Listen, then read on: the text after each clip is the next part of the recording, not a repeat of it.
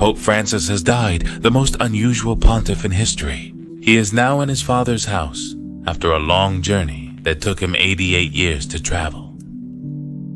At the time of his death, the Camerlengo called him 3 times by his baptismal name, and getting no response, he pronounced the phrase "Vere Papa mortuus est" in Latin, "Truly the Pope is dead." Previously, a silver hammer was used to gently tap him, hoping it was just a deep sleep. Francis would have laughed heartily while canceling this ritual, but John VIII beat him to it. However, Francis changed the Ordo Exequiarum Romani Pontificis just a few months ago. The funeral rituals for the popes, because true to his style, he found most of them absurd. Firstly, he eliminated the use of the traditional 3 coffins made of cypress, lead, and oak, leaving only a wooden coffin with a zinc interior lining. He said, when suppressing this protocol, unless they want my body to be a holy matryoshka with only 1 box, it's more than enough. The confirmation of the death took place in the private chapel and not in the Pope's room. The body will be immediately placed in the coffin and it will be displayed for public veneration. The transfer to the Apostolic Palace is omitted, and the coffin will be taken directly to St. Peter's Basilica. In addition, he changed that during the display of the body, the papal staff will no longer be placed next to the coffin, and the burial is simplified, eliminating double or triple graves. The options for burial outside the Vatican Basilica are also expanded. For Francisco, this was very important because he wanted to be buried in the church of Santa Maria la Mayor.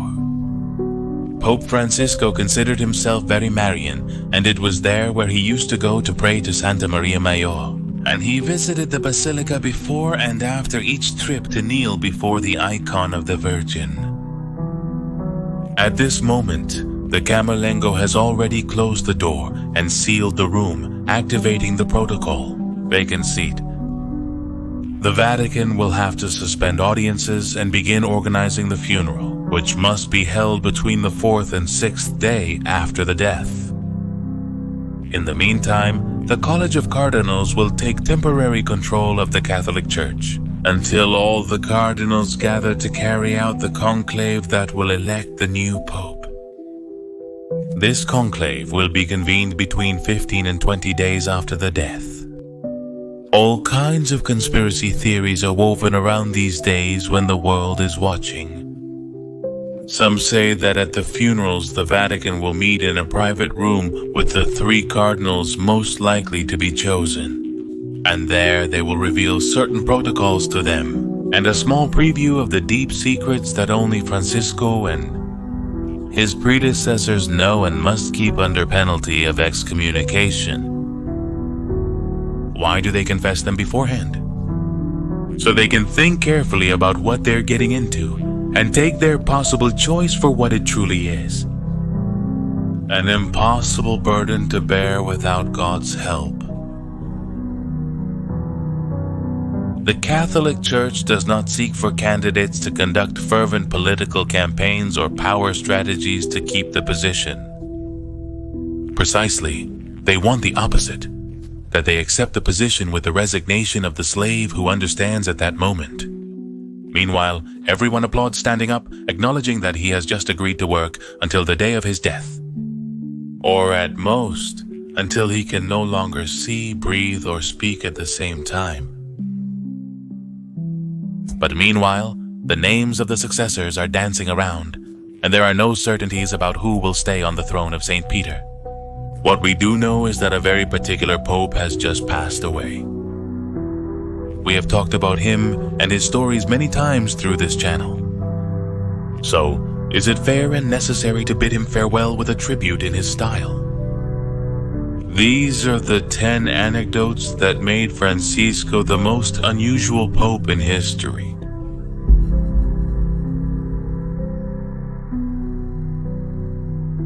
Number 1.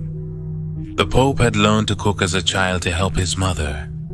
And throughout his years as a priest, bishop, and then cardinal, he had gained a good reputation as a cook, preparing simple but delicious dishes on a tight budget. Now as Pope, he didn't have the time to do it. This change made him sad, but resigned, and he once said that he missed getting into cooking. Surprised, the journalists asked him, "Do you cook well?" And he replied, "Well, as far as I know, I've never poisoned anyone." 2.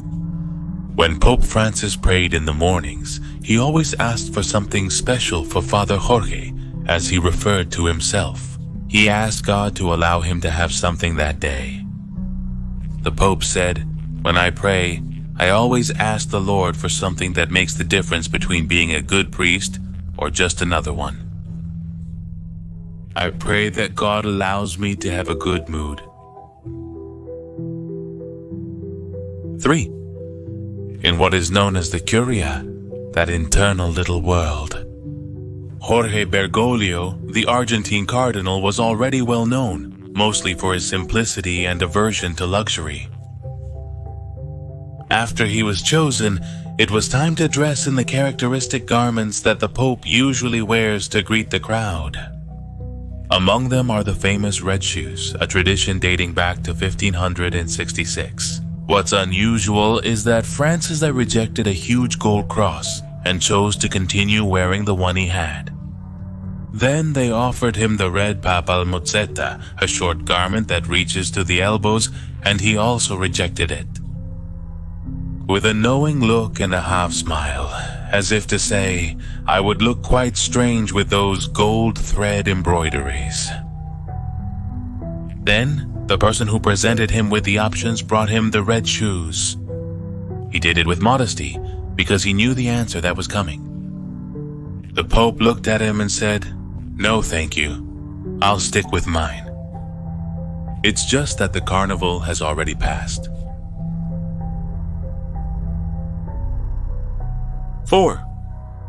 After the conclave, he didn't want to travel alone in the special car that had been prepared, but instead, he went on the buses, with the cardinal saying, "I'm going with my brothers." Once there, his first words were, "God forgive you for what you have done." At one point he stepped away to call the apostolic nuncio in Argentina and tell him that he couldn't return to his job in Buenos Aires. Then he called the newspaper delivery man to let him know not to keep delivering them to his house, as he was not going to be able to return. On the other end of the line, surprised, they responded laughing, "Thank you for calling Father Jorge, although believe me, it was not necessary. We know that you don't watch television, but people do, and your face is everywhere." 5. The first thing I would open in the morning, and the last thing I would close at night. It was the Breviary, a liturgical book that contains the prayers of the Catholic Church for the entire year. He kept a letter from his grandmother Rosa there. Family has always been very important to Francisco, who used to recall that his father had a ticket to move with the family from Italy to Argentina on the ship Princess Mafalda. However, his grandfather changed the ticket just before setting sail. Thus, Juan Bergoglio, Margarita Basayo, and their son Mario Jose, the Pope's father, were saved from drowning as the Princess Mafalda sank, just over 100 kilometers off the coast of Bahia. It was the worst naval disaster in the Southern Hemisphere in peacetime. He always thanked God and also the grandfather who changed the ticket, because if it hadn't been for that, he wouldn't have been born. Maria Elena Bergoglio is the only one of the Pope's siblings who is still alive. Francisco loved her and spoke with her frequently, but they never saw each other again after he was elected Pope. Recently, an Argentine plastic artist made a sculpture using Maria Elena's hand as a mold and gave it to the Pope. The work was accompanied by an audio in which Mozart's music was playing in the background, and the female voice of Maria Elena was heard, which the Pope recognized. Instantly she said, "Look, I would like to be with you and hug you. Believe me, we are hugging. Despite the distance, we are very much hugging." Upon hearing the message, Jorge, who at that moment ceased to be Francisco, felt overwhelmed by the pain of separation. And he began to caress, almost without realizing it, the sculpted hand. As he did so, some tears slid down his cheeks. The sculpture of Maria Elena, her hand accompanied him from that day on his desk. There are many reasons why he delayed his trip to Argentina, but the truth is that he loved his country, and secretly he would watch the planes going to that destination and silently greet them. Number 7. When asked about his reputation for not watching television or surfing the internet, he said, "I haven't watched television since 1990. It's a promise I made to the Virgin of Carmen on the night of July 15th of that year." Does that mean, for example, that he met Messi twice, but has never seen him play? When a journalist warned that this could be the case, he asked him and Francisco confirmed it by saying Messi came here twice and nothing more. "But it's true, I haven't seen him play." He remained a passionate fan of San Lorenzo, an Argentine team, but refrained from watching their matches as he did not watch television. However, when asked how he kept up with the Argentine league, he replied, "Thanks to a Swiss god who leaves me the results every week." And how does San Lorenzo rank in the standings? Number 8. Once they asked him if it was true that he started his day at 4 in the morning, and he replied, "I have such a deep sleep that I throw myself in bed and fall asleep. I sleep 6 hours. Normally by 9 I'm in bed and I read until almost 10. When one of my eyes starts to tear up, I turn off the light and there I stay until 4. Then I wake up alone. It's the biological clock." And he added, "Then I need a nap. I have to sleep 40 minutes to an hour. I take off my shoes and throw myself on the bed. And I also sleep deeply, and I also wake up alone.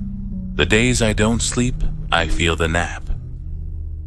When the Pope was sleeping, it was the only part of the day I could stand being alone." He himself had said it. "I can't live without people. I'm not cut out to be a monk. That's why I stayed to live here in this house." Referring to the Santa Marta residence, this is a guest house. There are 210 pieces. We live 40 people who work in the Holy See, and the others are guests, bishops, priests, lay people who pass by and stay here. And that does me a lot of good. Coming here, eating in the dining room where everyone is, having mass, that one where 4 days a week people from outside the parishes come. I really like that. I became a priest to be with people.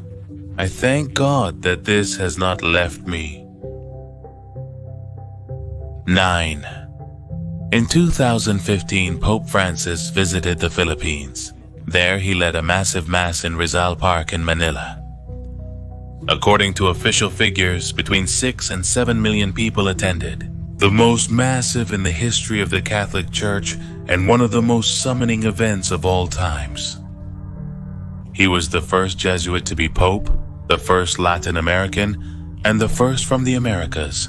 In addition, he was the first non-European Pope in over 1,000 years. These peculiarities made him attractive to those who were trying for a more open and modern church.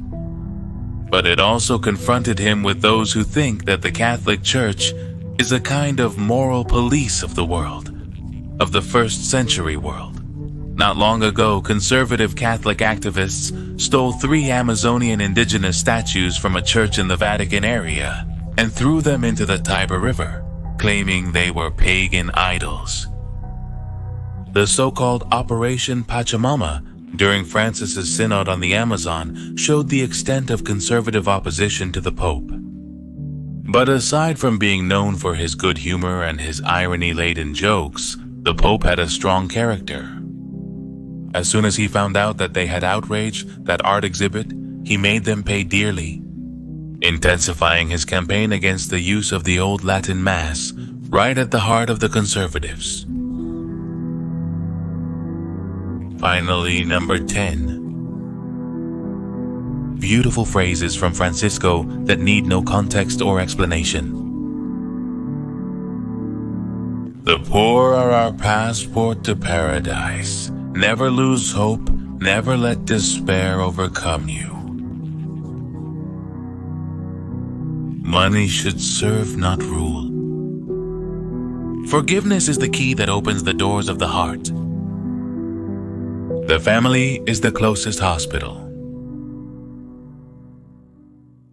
Pray for me.